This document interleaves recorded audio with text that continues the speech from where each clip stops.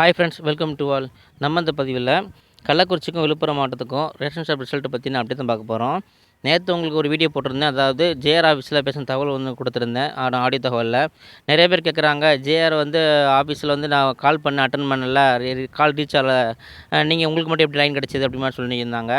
அதாவது நான் திரும்ப சொல்கிறேன், லேண்ட்லைனில் நான் கான்டாக்ட் பண்ணல. செல் நம்பரு, இந்த செல் நம்பர் எப்படி கிடச்சிது அப்படின்னா, முந்தி அதாவது இப்போ இல்லை, இதுக்கு முந்தி நம்ம ஆரம்பத்தில் நம்ம ரிசல்ட் அப்டேட் கேட்கும்போது லேண்ட்லைனில் இந்த மாதிரி ரீச் ஆகாமல் இருந்தது. அதனால் ஜேஆரோட நம்பரை அந்த ஆஃபீஸில் கொடுத்தாங்க. ஸோ அதை நான் சேவ் பண்ணி வச்சுருந்தேன். நிறைய பேர் அந்த நம்பர் இருக்காது.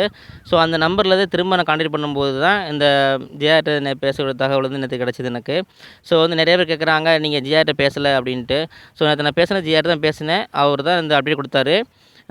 இன்னொன்று கேட்டிங்கன்னா, நிறைய பேர் நம்பர் கேட்குறாங்க. ஸோ நம்ம நம்பர் கொடுத்து வச்சு அது ப்ராப்ளம் ஆயிரும். ஸோ அது நம்பர் கேட்காதீங்க. அப்டேட் கொடுத்தேன், ஓகே. ஆனால் அது நம்பர்னாலும் சரி, நம்மளாலும் சரி, நான் நேற்று பேசுனது ஜிஆர் ஆஃபீஸில் தான் பேசினேன். ஸோ நிறைய பேர் நம்பர் இருக்கும், இல்லைன்னு சொல்லலை. நிறைய பேர் வச்சுருப்பாங்க. ஆனால் அது தெரியல, நிறைய பேரோட கான்டாக்ட் பண்ணி வச்சுருக்கலாம், அல்லது சேவ் பண்ணி வைக்காமல் விட்டுருந்துருக்கலாம். நான் சேவ் பண்ணி வச்சுருந்தனால கான்டாக்ட் பண்ணேன், ஈஸியாக லைன் போச்சு. அதனால் உங்களுக்கு அப்டேட் கொடுத்துருந்தேன்.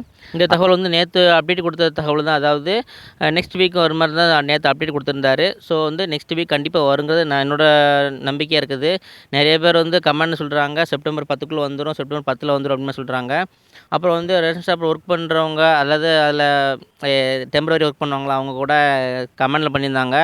அதாவது செப்டம்பர் 10ல் வருங்கிற மாதிரி அப்டேட் கொடுத்துருக்காங்க அப்படிங்கிற மாதிரி சொல்லியிருந்தாங்க. ஸோ இது எந்த அளவுக்கு உண்மையானு தெரியல. ஸோ நான் நம்புகிறேன், கிட்டத்தட்ட ஏன்னா ரிசல்ட்டுக்கான எண்டு அதாவது ஃபினிஷிங் லைனில் இருக்கிற மாதிரி தெரியுது, எனக்கு வந்துடும் நினைக்கிறேன். ஸோ கொஞ்சம் வெயிட் பண்ணுங்கள். அது மட்டும் இல்லாமல் நம்ம அப்டேட்டில் இன்றைக்கி என்ன தகவல், இது முக்கியமான கண்டென்ட் என்ன அப்படின்னா, இந்த நியூஸ் பேப்பரில் சொல்லியிருந்தாங்கள்ல, தினத்தந்தி பேப்பரில் இந்த மாதிரி ஏதோ வந்திருக்கு அப்படின்ட்டு.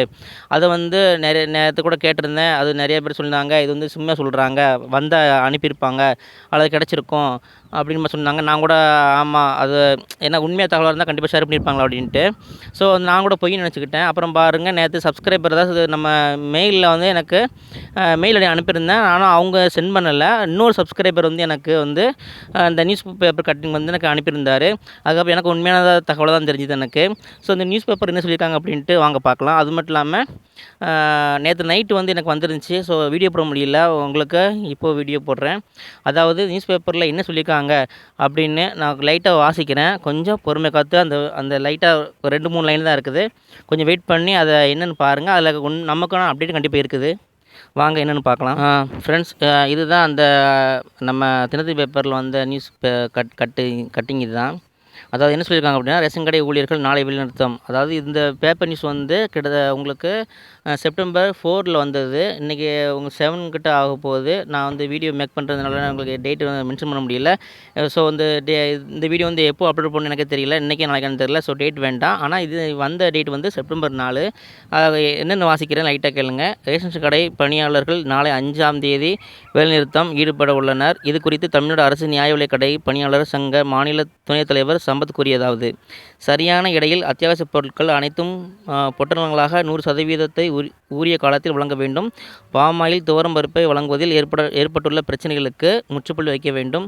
பணியாளர்களுக்கு பணி பாதுகாப்பு வழங்க வேண்டும். காலி பணியிடங்களை நிரப்ப வேண்டும் என்பது உட்பட 10 அம்ச கோரிக்கை வலியுறுத்தி சங்கம் சார்பில் நாளை 5ஆம் தேதி மாநிலம் முழுவதும் முழு வேலைநிறுத்தம்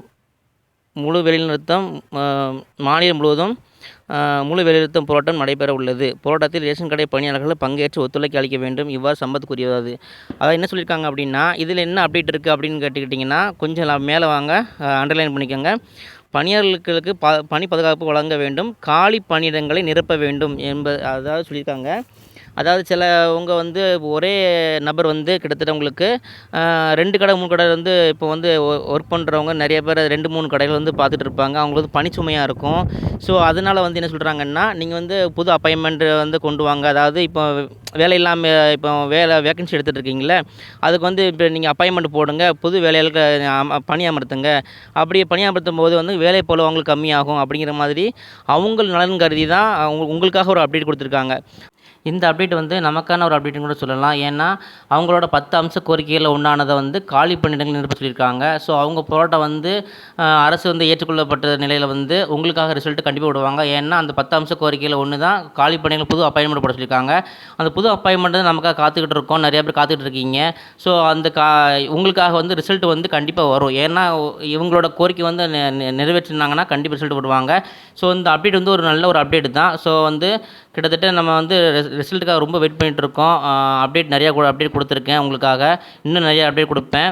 இன்றைக்கி நம்ம வீடியோ பார்த்துக்கிட்டிங்கன்னா இந்த ஒரு ஒரு நல்ல ஒரு நியூஸாக தான் உங்களுக்கு அதாவது 2 நாளாக ஒரு வீடியோ போடணும்னு நினச்சிட்டு இருந்தேன், போட முடியல.